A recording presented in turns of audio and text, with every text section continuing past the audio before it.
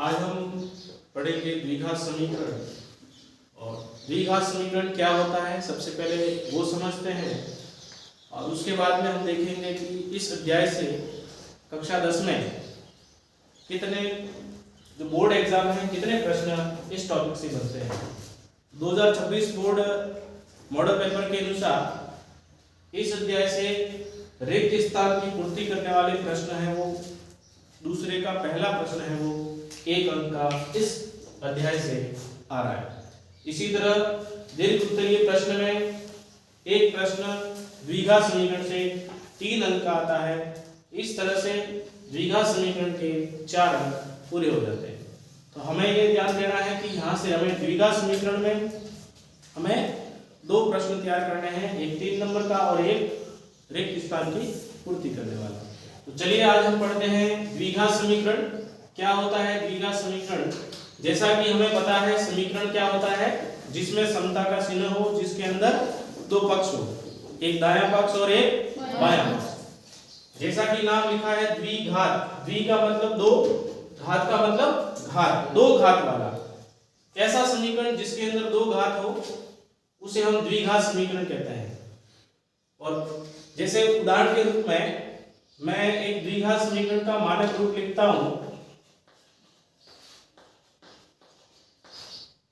ax² plus bx plus c बराबर 0, जहां पे a है वो 0 नहीं हो। ऐसी स्थिति में आप देख रहे हैं कि यहाँ चर की अधिकतम घात 2 है, तो हम कहेंगे कि इस समीकरण की घात कितनी होगी, 2 होगी। इस कारण ऐसे समीकरण को द्विघात समीकरण कहते हैं, जहां पर हमें a है वो 0 नहीं होना चाहिए।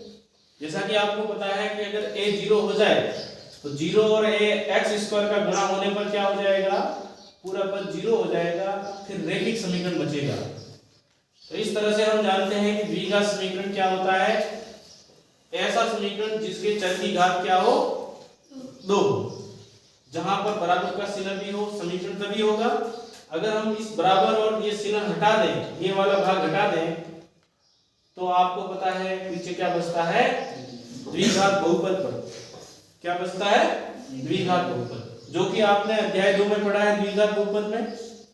उसमें हमने देखा था कि अगर हम किसी x जो चर है हमारा, उस चर का जो मान रखते हैं, तब हमारे पास उस बहुपद का मान 0 प्राप्त होता था, तो हम कहते थे जो रखा गया मान है वो शून्य कहलाता था। इसी प्रकार द्विघात समीकरण में इस तरह यहाँ x का मान रखेंगे, तो अगर 0 होता है x का मान रखने पर द्विघात समीकरण का मान, तो हम जो रखा गया मान है उसे मूल कहते हैं। क्या कहते हैं, मूल कहते हैं। इस तरह से हम द्विघात समीकरण के मूल ज्ञात करेंगे। द्विघात समीकरण के मूल ज्ञात करने की 2 विधियां हैं, एक है गुणनखंड विधि और दूसरी है द्विघात सूत्र से, जिसे हम द्विघाती सूत्र भी कहते हैं, जिसे हम श्रीधराचार्य सूत्र भी कहते हैं। अगर हमें गुणनखंड विधि से किसी द्विघात समीकरण को हल करना है तो हम क्या करते हैं, इसके मध्य पद के 2 भाग बनाते हैं। जैसे इसका मध्य पद है bx, इसके ऐसे 2 हिस्से करेंगे कि इनका योगफल मध्य पद के बराबर हो और इनका गुणनफल है वो बाह्य पदों के गुणनफल के बराबर हो। अगर ऐसा होता है तो हम क्या करते हैं, 2 समूह बनाते हैं, फिर कॉमन लेके हल करने पर हमारे 2 मूल प्राप्त हो जाते हैं। जिस तरह से द्विघात बहुपद में 2 शून्य होते हैं, उसी प्रकार द्विघात समीकरण में 2 मूल होते हैं। द्विघात समीकरण के अधिकतम कितने मूल हो सकते हैं, 2। कहने का मतलब दूसरे शब्दों में आपसे ये कहूं कि इस x के ऐसे 2 मान प्राप्त होंगे कि वो मान रखने पर इस द्विघात समीकरण का मान 0 हो जाएगा। दूसरा है हमारे पास द्विघाती सूत्र, जिससे हम द्विघात समीकरण के मूल ज्ञात करते हैं।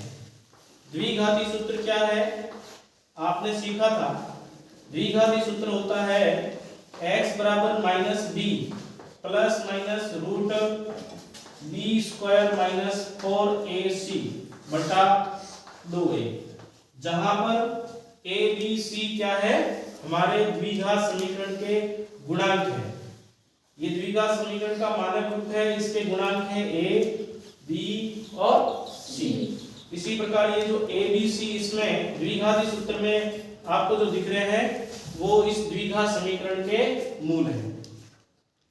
इस द्विघाती सूत्र में रूट के अंदर जो लिखा है b स्क्वायर माइनस 4ac, इसे हम विविक्त कर कहते हैं। क्या कहते हैं? विविक्त कर, डिस्क्रिमिनेंट, जिसे हम d से व्यक्त करते हैं, जिसे हम d से व्यक्त करते हैं। d का मान होता है b स्क्वायर माइनस 4ac। इस विविक्त कर के मान से हमें बिना हल किए ही किसी समीकरण, द्विघात समीकरण के मूल की प्रकृति ज्ञात कर सकते हैं। यानी मूल कैसा होगा, अब हम देखते हैं मूलों की प्रकृति कैसी होगी। मूलों की प्रकृति, यदि विविक्त कर b square minus 4ac less than 0 हो, 0 से छोटा हो, अगर हमारा b स्क्वायर माइनस 4ac 0 से क्या हो, छोटा हो, तो विविक्त यहाँ मान किस में आएगा, माइनस में आएगा। 0 से छोटी संख्या क्या होती है, ऋणात्मक संख्याएं होती है, और ऋणात्मक संख्या या नेगेटिव संख्या रखेंगे। और हम जानते हैं कि कोई ऋणात्मक संख्या का, कोई भी ऋणात्मक संख्या है उसका वर्गमूल है वो क्या होता है, काल्पनिक होता है। क्या होता है? काल्पनिक। ऐसी स्थिति में हम मूल ज्ञात नहीं कर पाएंगे। तो मूलों की प्रकृति कैसी होगी, मूल कैसे होंगे, काल्पनिक होंगे। कैसे होंगे? काल्पनिक होंगे। और जब हम ये कहते हैं कि जब काल्पनिक मूल है तो दोनों मूल हम कल्पना कर रहे हैं, तो हम ये नहीं कह सकते कि दोनों मूल समान हैं या असमान हैं, ये भी नहीं कह सकते।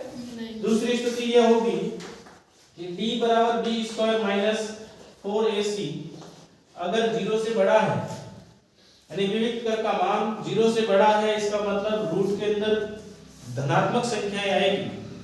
अगर धनात्मक संख्याएं यहाँ आती है तो उसका कोई न कोई वर्गमूल होगा, और जब कोई न कोई वर्गमूल होगा, एक बार जोड़ना और एक बार घटाना है, तो ऐसी स्थिति में हमारे पास दोनों मूल कैसे आएंगे, अलग अलग आएंगे, यानी भिन्न भिन्न आएंगे, अर्थात असमान भी लिख सकते हैं।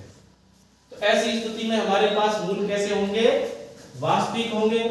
वास्तविक का मतलब कोई संख्या प्राप्त हो रही है, चाहे परिमेय हो चाहे अपरिमेय हो, वास्तविक होंगे मूल, तथा दोनों मूल कैसे होंगे, असमान होंगे। कैसे होंगे? असमान।